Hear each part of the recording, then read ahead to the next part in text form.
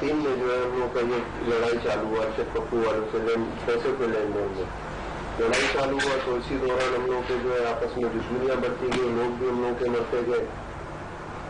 तो इसी दौरान हम लोगों ने जो है अर्शद पप्पू का सांडू था उसका घर भी जला दिया था और ये लड़ाई चलते रहे काफी टाइम तक, अभी तक ये लड़ाई जारी है।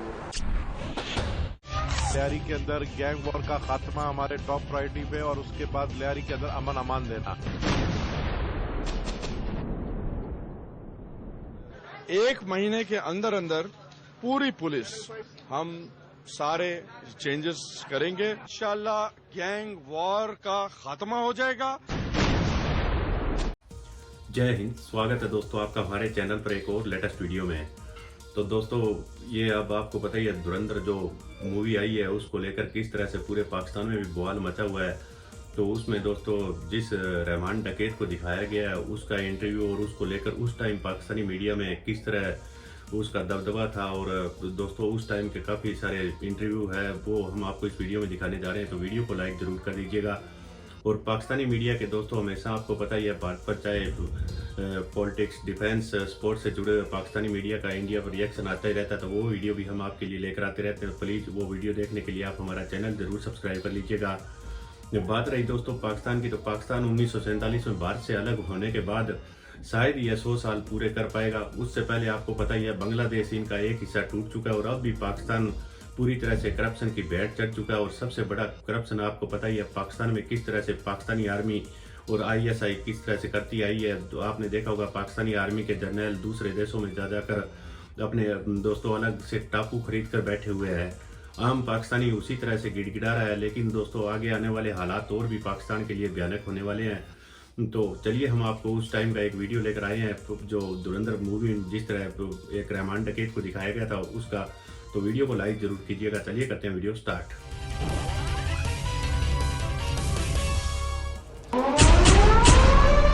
अब आप देखेंगे लियारी गैंग वॉर पर जियो FIR स्पेशल का पार्ट 2, क्योंकि जुर्म की कोई भी कहानी इतनी जल्दी तो मुकम्मल नहीं होती, लेकिन ना तो पहले और ना ही इस दूसरे पार्ट में आप ये जान सकेंगे कि लियारी गैंग वॉर का अंजाम क्या हुआ। 13 साल की उम्र में पहला जुर्म, रिकॉर्ड पर कत्ल, इक़दाम कत्ल, अगवा बराए तावान और पुलिस मुकाबले जैसे जुराइम। जी हाँ, बात हो रही है लियारी गैंग वॉर के अहम किरदार रहमान डकैत की। 2 मरतबा गिरफ्तार हुआ और फिर फरार भी, लेकिन हुक्काम तो इसके दूसरे फरार को मानने के लिए तैयार ही नहीं है। लेकिन हकीकत पर पर्दा कौन डाल सकता है।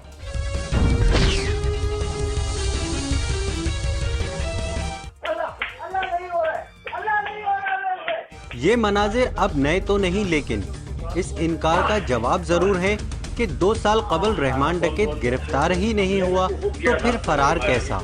पुलिस ड्राइंग रूम में पुलिस की मेहमान नवाजी के मजे लूटने वाले के खूब मजे लूटे।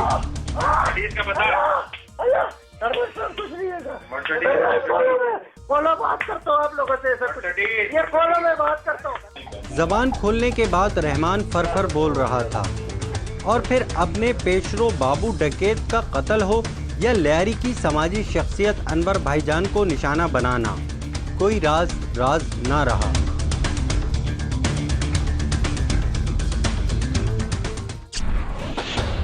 दो 2004 में हमें इतना मिली कि बाबू डकैत जो है कोर्ट जा रहे हैं रिश्ते में। तो हम लोग पहले से बैठ गए वहाँ रास्ते में। जैसे ही वो आया हम लोगों ने इसके TT पिस्टल और कलाशन पोपों से फायरिंग किया। उसमें जो बाबू डकैत और 2 उसके साथी हलाक हो गए थे और 2 राहगीर उसमें जख्मी हो गए थे। बाद में जो है हम लोग भी फरार हो गए थे। 2005 को जो है अर्शद पप्पू के वाइफ का सरदार मामू अनवर भाईजान, जो हमारा साथी दुश्मनी था उनसे, हमें इतना मिली कि वो किसी जनाजे में आ रहे। तो हम लोग वो पहले वहाँ पर रोड पर बैठ गए थे, गरीब शाह रोड पर। तो जैसे ही आया हमने उस पर फायरिंग किया, अनवर भाईजान हलाक हो गया और जो इसका साथी जख्मी हो गया था और हम लोग मौके से फरार हो गए थे। क्यों उस पर फायरिंग करी?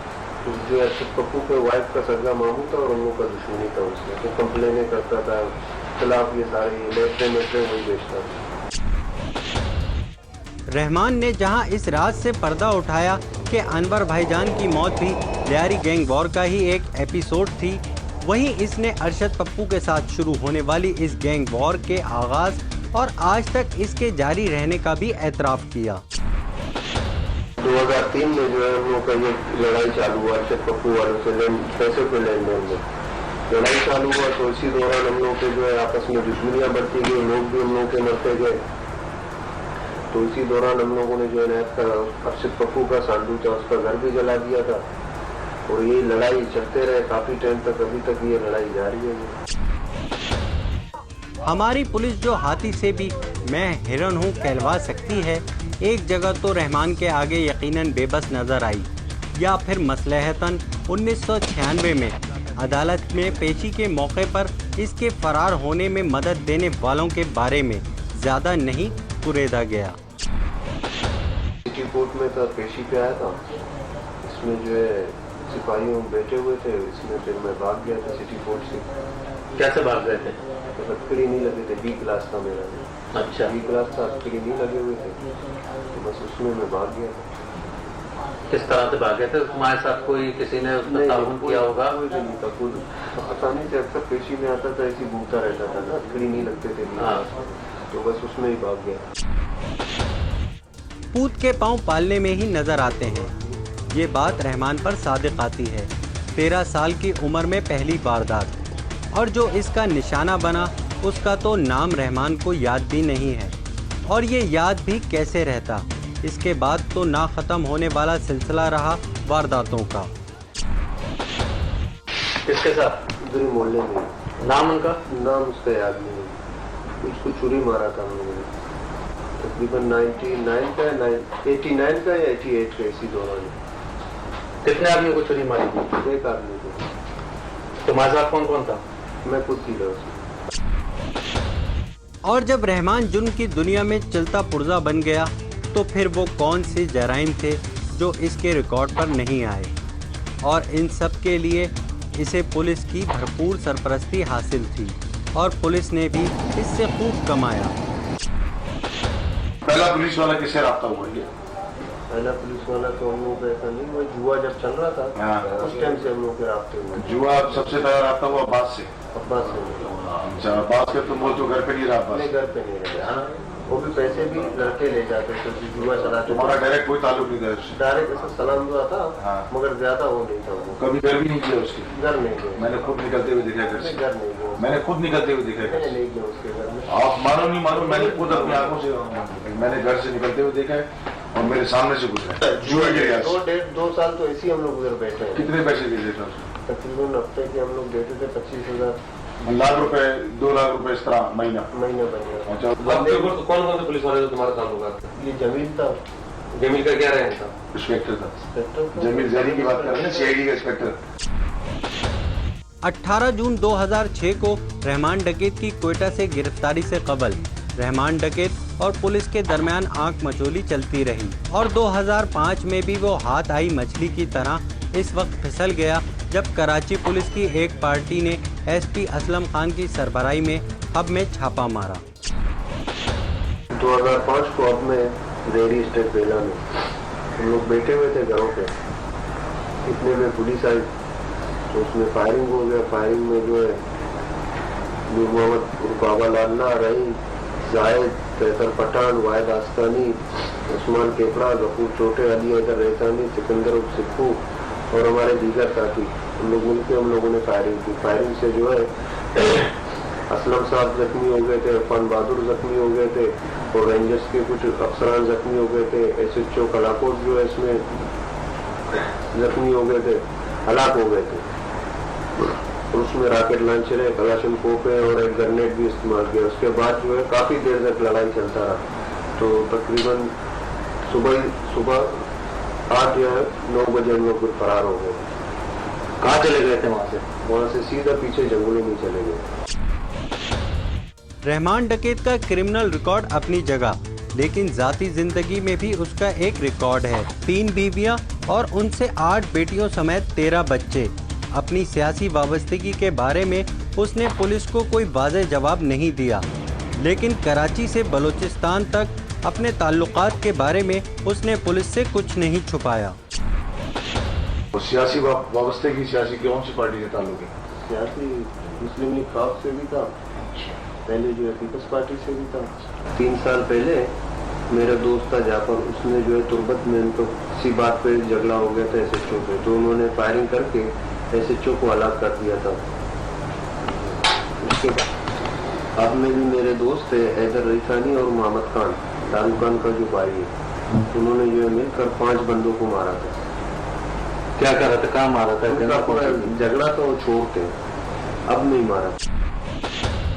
80 से जायद मुकदमात में मुलव्विस जिंदा या मुर्दा गिरफ्तारी पर 50 लाख रुपए, और ये वो रकम है जो किसी भी शख्स का नसीब हो सकती है जो रहमान की गिरफ्तारी में मदद दे। लेकिन लियारी के आवाम की अक्सरियत तो उसे अपना निजात दहिंदा समझती है, यानी जदीद दौर का रॉबिन हुड है रहमान डकैत। डकैत तो पुलिस ने बनाया, उसने नहीं और मनियाज फरोश नहीं था, नहीं, और हेरोइन तो पुलिस ने बंद नहीं किया रहमान।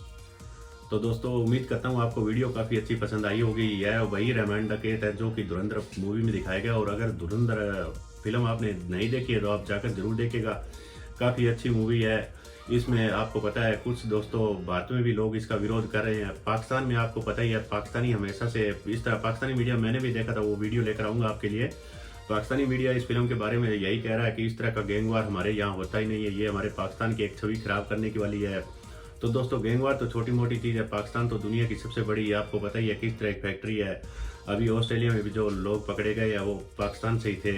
तो पाकिस्तान में दोस्तों गैंगवार छोटी मोटी बात है, ये बड़ी बड़ी कारनामों के लिए जाने जाते हैं। तो दोस्तों किस तरह से भारत पर भी हमेशा से अटैक कराते रहे हैं, और इसी की वजह से आज पाकिस्तान 2 हिस्सों में टूट चुका है, और आगे आने वाले समय में हो सकता है पाकिस्तान के पता नहीं कितने टुकड़े होंगे।